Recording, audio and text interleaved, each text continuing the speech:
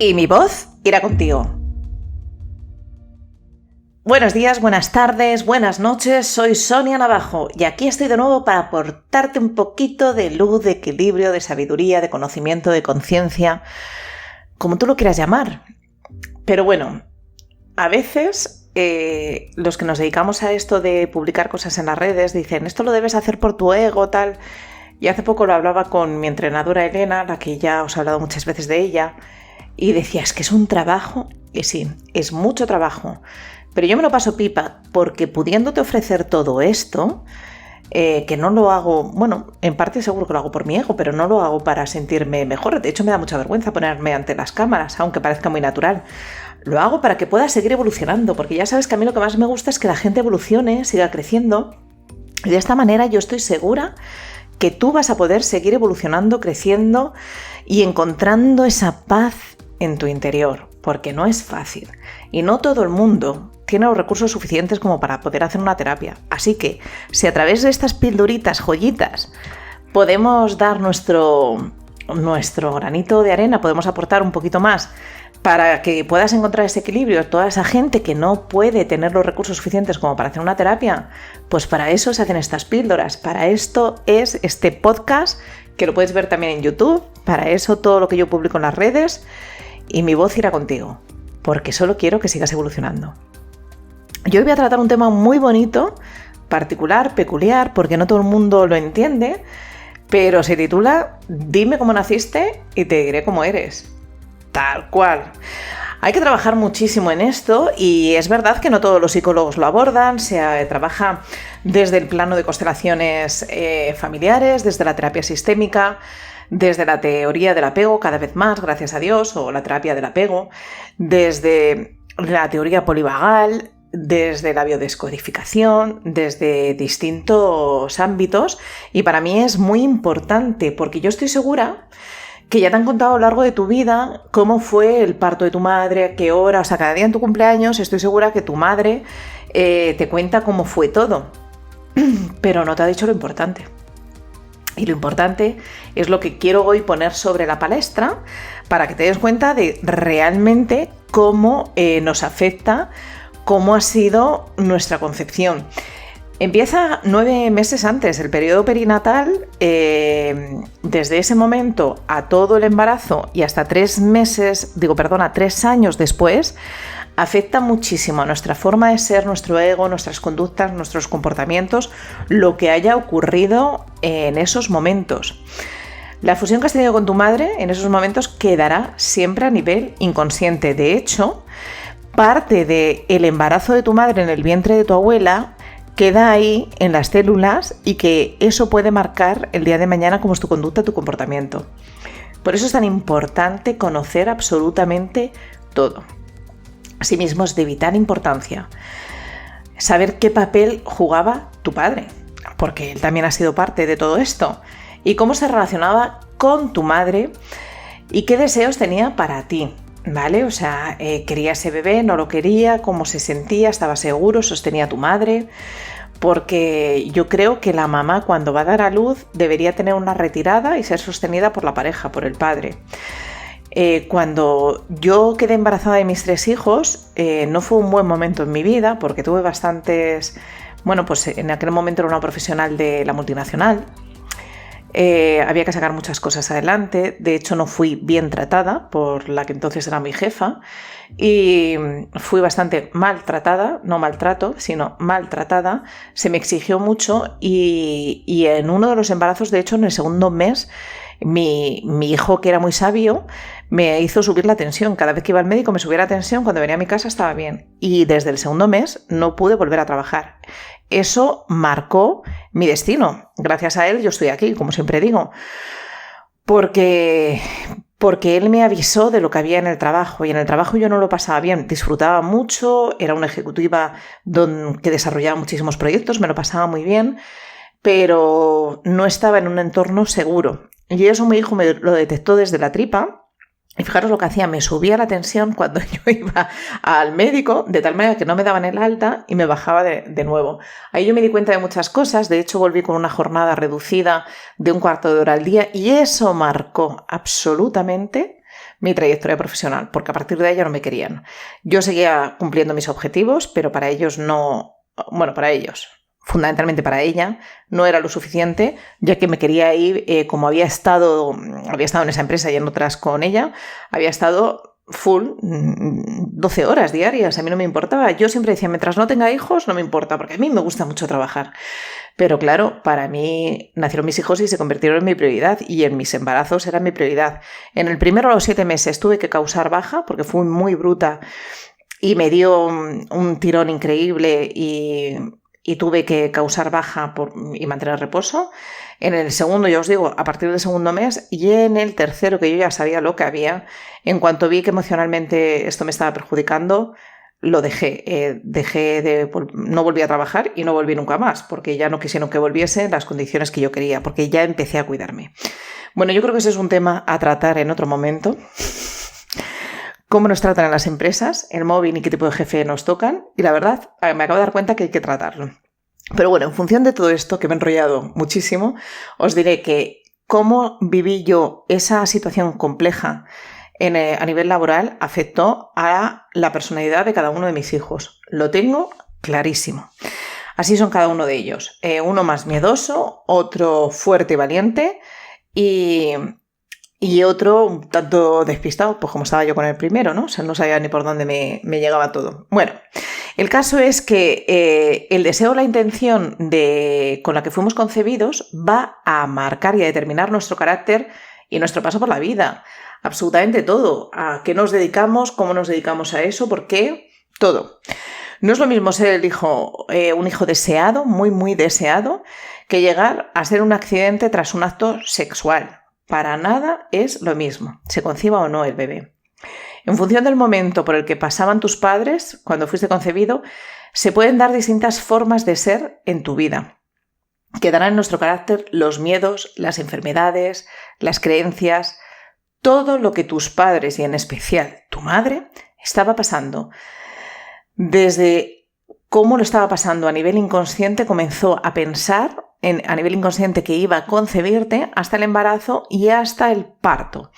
Y los siguientes años de vida, porque la fusión entre madre e hijo es absolutamente total. Y te voy a poder poner múltiples ejemplos. Pues, por ejemplo, en esa familia que desean una niña sí o sí, que tienen un hijo, que tienen otro hijo, que hay un aborto, ahí va, a la tercera va a ir la vencida, va a venir la niña. Otro aborto y nace otro niño. Pero casualmente, o siguen intentándolo, y aparece la niña, la cuarta la niña. Pues lo normal es que ese tercer hijo nadie le vea, porque solo hay mirada para la niña, una niña tan deseada, y eso ocurre en muchas familias. El niño nacido por cesárea normalmente puede sentirse incapaz de prosperar en la vida sin ayuda. Es como la mariposa, que le ayudas a salir de la crisálida, se queda sin la fuerza, porque cuando el gusano se mete en su agujerito hacia la crisálida para luego salir, lo hace con la suficiente fuerza como para decir, aquí estoy yo, puedo revolotear en el mundo. Y de la misma manera ese niño que nace con cesárea, que él prácticamente no tiene que hacer nada. Yo recuerdo que mi primer hijo, además, fue por cesárea y no quería salir, se agarró y que no salía ni para atrás.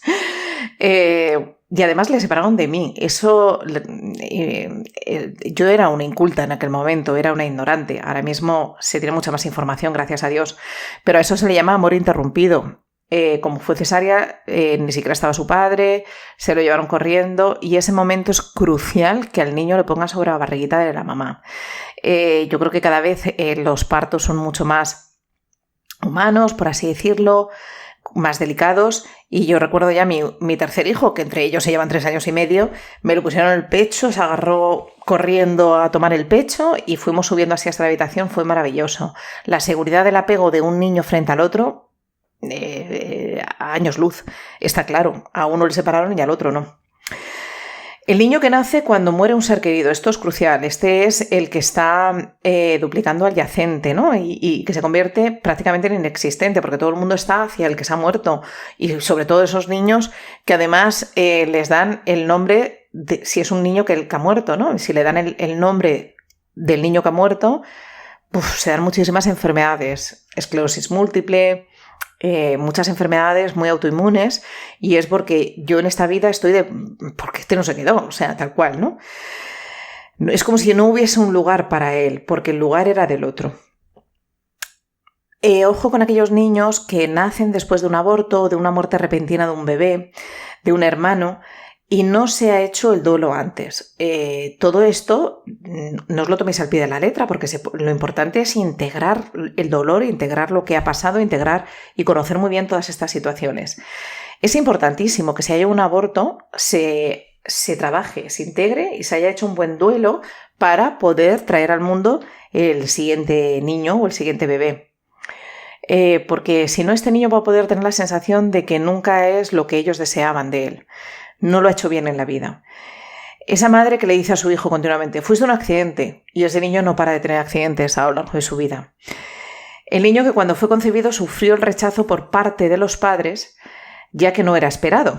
Ese niño podrá buscar siempre relaciones donde se sienta rechazado, bien con sus parejas, bien en el trabajo, pues porque no se merece estar en la vida. Él solo se ha nutrido del rechazo. Tras dar a luz, cuando eres separado de la madre, ya lo hablaba antes, cuando te llevan a la incubadora, porque ha surgido algo inesperado de la madre, del bebé, en ese momento se da el amor interrumpido, entonces sufres la ansiedad por la pérdida de la madre y a partir de ahí puedes tener siempre relaciones con baja tolerancia a la frustración, o sea, con relaciones muy ansiosas, ¿no?, de pérdida. Si la llegada al mundo se percibe como una agresión, por ejemplo con el forceps o cesárea, probablemente te cueste confiar en la vida y vivir tranquilamente. Cuando el padre sufre una enfermedad, una dolencia o algún familiar cercano, cuando la mamá ha estado embarazada, pues muchas veces ese niño el día de mañana se hace doctor, se hace médico para poder cuidar. Si los padres han tenido problemas de fertilidad, le costará destinar mucho tiempo a concretar proyectos, ya que la inseguridad y el miedo se han apoderado de él, porque esa sensación la tuvieron los padres. Primero para ser concebido y después en el embarazo. Suelen ser padres que sufren muchísimo, que tienen mucho miedo a la pérdida, porque lo normal es que se den pérdidas cuando cuesta muchísimo engendrar. Y claro, eso marca al niño. Ese niño que nace cuando se ha muerto el abuelo o se ha muerto el tío, que le dan el nombre del tío, o ese niño pues ya queda ahí marcado, le tendrá que dar luz a ese ser que ha fallecido, porque muchas veces luego tiene un anhelo de tristeza siempre. Yo recuerdo una clienta mía que siempre tenía ese anhelo de tristeza, pero es que su abuelo había muerto 2 días antes de ella nacer. Y luego murió su padre cuando era jovencita, pues cómo no va a estar siempre triste, ¿no? Y con enfermedades además pulmonares y demás. Por tanto, dicho todo esto, y podría poner múltiples ejemplos, hay uno que lo quiero poner que es muy particular. Ese padre que le encanta el fútbol. ¿Cuántos amigos tengo que les encanta el fútbol? Mi amigo David, mi amigo Antonio, que tienen a sus hijos. Yo era un poco de esto también, pero les di libertad. Luego mis hijos ninguno se ha dedicado al fútbol. Pero esos padres o abuelos que les encanta el fútbol o que quieren o han tenido una frustración en la vida. Está la película del Cisne Negro, creo que es, que la madre era bailarina y no llegó a ser la primera, y entonces ella, la principal estrella de la película, vamos, se quiere convertir en la mejor bailarina y al final se vuelve loca porque no lo consigue, ¿no? Entonces, esos padres que son unos locos del fútbol y que quieren clones. Yo quiero que mi hijo juegue al fútbol y desde pequeño le está metiendo el fútbol por la cabeza, su equipo de fútbol, todo, absolutamente todo, y el niño tiene que jugar al fútbol sí o sí, tenga las cualidades o no, y a partir de ahí, ¡bum! Bueno, pues menos mal que mi compadre Antonio ha tenido hijas y aunque las viste del Madrid, a lo mejor también serán futbolistas, pero bueno, sabiendo cómo es su madre y la evolución de mi amigo Antonio, las dejará crecer en la libertad, como hice yo finalmente, ¿no? Que a mí me hubiese encantado que mis hijos jugaran al fútbol, les he llevado al fútbol, pero chicos, uno me salió tenista, el otro baloncestista y el otro creativo, no le gusta el deporte. Dar libertad a vuestros hijos. Bueno, es importantísimo dar conciencia a todo esto, a cómo hemos sido concebidos, a qué es lo que ha pasado en el embarazo, cómo nuestros padres estaban pasando ese momento, tanto económicamente como a nivel de equilibrio. Y con ello podremos, porque si nos hacemos cargo de todo esto, podremos volver a renacer, podremos crear ese renacimiento, ese nuevo nacer desde un lugar sano, desde encontrando la esencia de nuestro ser para sentirnos libres. Y quien viene a consulta sabe que siempre pregunto por esto. Siempre les pregunto cómo fueron concebidos, si fueron fruto del amor, etcétera, etcétera, porque muchas parejas están juntas, pero sus hijos no tienen fruto del amor. O, ojo, que me estoy encontrando muchas parejas que no hacen o no practican el acto sexual y que tienen a sus hijos engendrados a través de tratamientos de fertilidad, sin que sean concebidos en la alcoba, por así decirlo, ¿no? Pero es que nunca hacen el amor. Entonces vienen a una terapia de pareja. Normalmente no vienen por un problema de fertilidad, porque ahí para eso ya pueden ir a la clínica de fertilidad, me daban ganas de decir al supermercado, para tener estos niños. Pues chico, primero tendrás que darte cuenta de para qué quieres tener un hijo, para qué quieres tener una pareja, porque una pareja sin sexo es un compañero de piso. Entonces, bueno, es importantísimo todo esto, ¿no?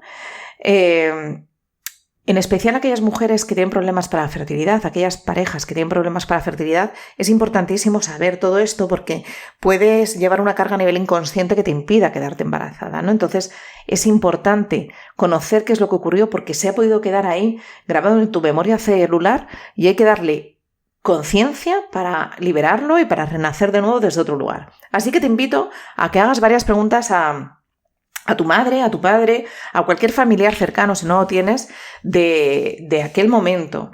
Por ejemplo, les puedes preguntar, ¿fui fruto del amor? ¿Cómo era vuestra relación en aquel momento? ¿Qué sentiste al enterarte de tu embarazo? Esto también es importantísimo. ¿Sentiste ilusión, emoción? ¿Qué sentiste? ¿Vivíais juntos? ¿Estabais casados? Pues en función de las creencias y los valores de cada uno de vosotros. ¿Cómo era vuestro hogar? Pues porque antiguamente si no se estaba casado, se podía vivir con una situación bastante negativa en el entorno familiar. ¿Cómo sentíais cada uno a nivel emocional antes del embarazo, en el embarazo, de cara al parto y en el parto? Muy importante. Yo os he dicho que yo, por ejemplo, en mis embarazos no me sentí nada bien porque tuve muchísimos problemas a nivel laboral y bueno, pues me arrepiento a lo mejor de haberme quedado ahí, pero fue lo que me tocó en la vida. Esto es importante que yo se lo transmita a mis hijos en el momento que crezcan, porque es información buenísima para ellos para afrontar la vida. ¿Cómo era vuestra situación económica y laboral en aquel momento? ¿Tuvisteis otras relaciones anteriores que os marcaron? ¿Fruto de ellas os quedasteis embarazados? ¿Esos niños nacieron? ¿Esos niños fueron abortados por elección? ¿Fue un aborto natural? Todo. ¿Fue concebido o fue fecundado tu embarazo? Cada vez hay más fecundaciones o ovodación y en un momento dado hay que contar absolutamente todo. ¿Qué deciros de los niños que son adoptados? Y qué deciros en España con todo este problema que hubo o que ha habido o que sigue habiendo de los niños robados. Es importantísimo. Todas estas preguntas tú no las vas a poder tener si eres un niño adoptado o robado. No las vas a poder tener. Pero a través de constelaciones familiares se puede sanar muchísimo ese alma sin saberlo. Pero claramente aquí tú vas a venir con muchas cargas que no sabes. Pero es importante que sepas que eres adoptado y a partir de ahí que trabajes en ello. Importantísimo. ¿Hubo algún aborto antes o después de tu nacimiento? Eso marca muchísimo porque puedes estar absolutamente como congelado, por así decirlo, ¿no? Cuidando de ese alma que ya no está. Antes lo decía, yo no soy visto porque el que tenía que ser visto era él, ¿no? O ella. Y es importante que esto se integre a través tuyo, a través de los padres, para que tú, en lugar de darle luz a ese muerto o a ese aborto continuamente, estés enfocado hacia la vida. Esto pasa muchísimo con las familias donde ha habido abortos, que la gente esté un tanto desconectado de la vida, por así decirlo, ¿no? Sin fuerza. ¿Cómo fue el embarazo? ¿Con quién te relacionaste? ¿Mamá o papá? ¿Quién te cuidó? ¿A qué os dedicabais? ¿Cuándo diste a luz? ¿Quién te cuidó? ¿Cómo fue todo aquel proceso? ¿Qué te venía a la cabeza en el embarazo? ¿Cuáles fueron tus miedos? ¿Qué sexo preferías? Yo os puedo decir que en los 3 quería. Y lo peor o lo mejor, tenía muy claro que eran niños, y los 3 fueron niños. Y era algo que yo decía, van a ser niños, y con el último, pues dije, bueno, si es niña, porque ya que tengo 2 chicos, pues pero yo estaba segura en mi foro interior, en mi fondo, en mi corazón, que era niño, y fue niño. ¿Cómo fue el proceso del parto? ¿Dónde lo viviste? ¿Con quién lo viviste? ¿Cómo lo viviste? ¿Cómo fue? Pues si yo os cuento mi primer hijo, es que al pobre le pasó de todo. Yo recuerdo, desde aquí, desde Las Rozas, teníamos que ir a Madrid un viernes 8 de la mañana. Mi marido estaba en el trabajo en la otra punta de Madrid, me llevó mi primo Nacho y íbamos como antiguamente con el pañuelito por fuera, a toda pastilla, por el Busbao, que es la Nacional 6, y cuando llegamos a todo Moncloa, en todo el meollo, casi, o sea, intentamos que la policía nos abriera camino. Había roto aguas y además con meconio, yo sabía que tenía que estar allí cuanto antes, pero bueno, iba yo llamando a todos, ya viene, pero no vengáis. Yo, por ejemplo, siempre he querido que en los partos estar solo con mi marido, yo no quería que estar ahí con toda la familia, para mí era algo muy íntimo de los dos y así lo decidí. En este caso vino mi primo, sí, es verdad que luego se fue, pero yo llegué a la clínica, estaban de huelga, no había asistencia para mí, bueno, fue todo un poco caótico, ¿no? Con mucha ilusión, mucho miedo. Además, cuando me dijeron va a ser cesárea, ni se plantearon no hacerlo por cesárea, ahí yo empecé a llorar, tuve miedo. Todo ese miedo yo solo pasé a mi hijo, y mi hijo, hay una serie, yo trabajo en los reflejos primitivos y entre ellos está el miedo, y quien conoce a Sergio me dirá que no, que es un niño muy sano, muy natural, pero Sergio en el fondo es un niño miedoso, ¿no? Entonces tiene miedo y el reflejo primitivo del miedo no lo tiene bien integrado. Y bueno, pues yo sé de dónde viene, yo tengo este conocimiento, pero si tú no lo tienes, ponte en manos de alguien que sepa, porque hay que trabajarlo, hay que integrar ese reflejo, hay que integrar el miedo para que él pueda tener fuerza ante la vida. Yo sabiendo eso de mi hijo, yo saberé cómo tratar a mi hijo para darle fuerza y eliminarle el miedo ante la vida. Aunque parezca muy gallego Sergio, tiene miedo. Bien, sigo. ¿Cómo fue el proceso del parto? ¿Dónde lo viviste? Todo eso ya lo he dicho. ¿Cómo te trataron? ¿Cómo lo vivió? ¿Dónde estaba papá? Mi marido ese día se dio un golpe para llegar al imaginaos el caos de ese nacimiento. Se dio un golpe. Los demás niños vinieron por la noche, me puse de parto más o menos a las 11. Tuve la ocasión de llamar a mis padres, de venir a cuidar a los otros niños y nosotros irnos allí. Es verdad que toda la noche fue larga, fue dura, pero yo ya estaba en un lugar seguro, en el hospital. Bueno, en el segundo tuve que ir y volver varias veces porque no rompía aguas y no me dejaban, pero fue de otra manera. Sobre todo también, ¿qué sentiste al verle por primera vez? O sea, ¿cómo fue ese primer momento, esa primera situación? Si te separaron, ya he contado yo esto precisamente de Sergio, cómo le separaron, y yo creo que se le marcó bastante. ¿Cómo te sentiste al llegar a casa? ¿Cómo fueron esos primeros días? También el embarazo de Sergio, fijaros, qué casualidad. Ahora os estoy contando todo. De esto me he dado cuenta muchas veces, pero no sabía. Luego la cesárea se me infectó y estuve 1 mes y medio muy jorobada, teniendo que ir a hospital en varias ocasiones. ¿Quién estuvo a tu lado en esos primeros momentos? ¿Cómo evolucionaste los primeros años? ¿Cómo fue todo eso? ¿Y quién cuidó de ti? Incluso si tuvisteis cuidadoras, porque es verdad que cada vez hay más niños que son cuidados por asistentes del hogar, ¿cómo eran ellas? Ellos no se van a acordar, pero ¿cómo eran ellas? ¿Eran amables? ¿Eran cariñosas? ¿Te daban un apego seguro? Eso es importante. Preguntar todo lo que esté en vuestras manos. ¿Para qué? Para que a partir de ahí tomes conciencia de cómo fuiste concebido, qué es lo que pasó a tu alrededor en aquel momento y comiences a dar luz a todo eso y que lo puedas integrar bien, ¿vale? Que puedas hacer un buen trabajo sanador. Por supuesto que es mucho mejor hacerlo en la mano de un terapeuta, para esto es importantísimo el tema de constelaciones, pero puedes hacer tú, hablándote contigo mismo y decir, bueno, pues ya sé de dónde soy tan miedoso. Si yo elijo arreglarlo, lo arreglo, y si no, pues no. A partir de aquí podrás vivir la vida desde un lugar más equilibrado, desde luego lleno de luz y lleno de armonía. Así que yo hoy te invito a renacer. Nunca es tarde para renacer. Es un trabajo que yo hago bastante en terapia, que a mí me ayudó bastante.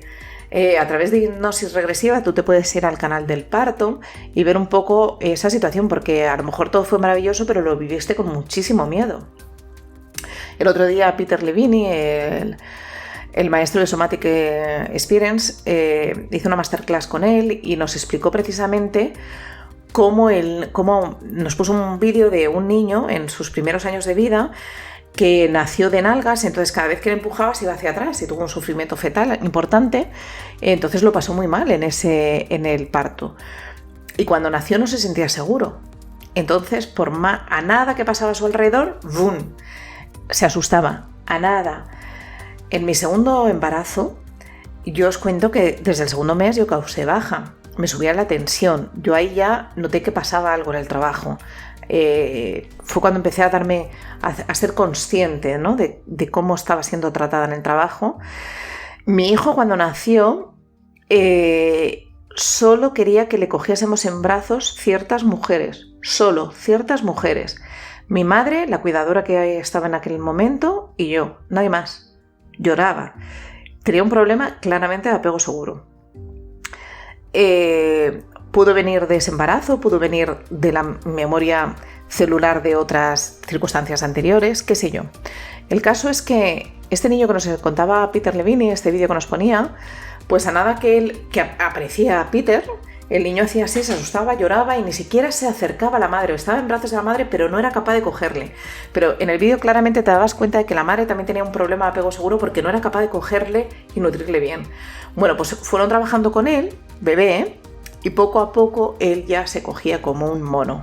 El mono era mi hijo Nacho, que yo podía soltarme y él seguía agarrado a mí. Fue el que nació. Claro, al ser tercero todo era mucho más sencillo, yo tenía mucho más conciencia de todo, yo ahí ya sabía lo que pasaba y me cuidé. Pues ya os digo que yo creo que en el cuarto mes causé baja laboral y me olvidé de todo y dije hasta que hemos llegado.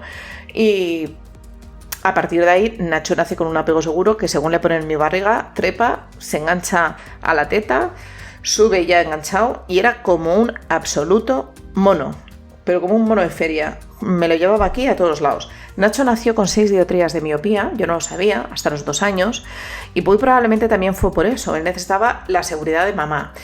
La verdad era muy intrépido, se iba por cualquier lado, pero yo creo que la seguridad de Nacho fue la seguridad que yo tuve en el embarazo. O esa es mi lectura, no lo sé. Esa es la narrativa de la vida que os cuento otras veces. Yo se lo transmitiré a él y él a partir de ahí hará con esto lo que elija hacer en la vida. Pues bien, nunca es tarde para renacer. Os invito a renacer.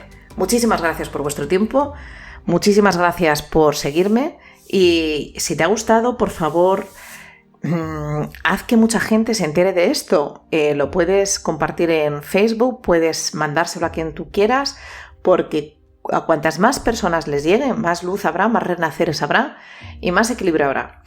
Hasta la semana que viene. Y mi voz irá contigo.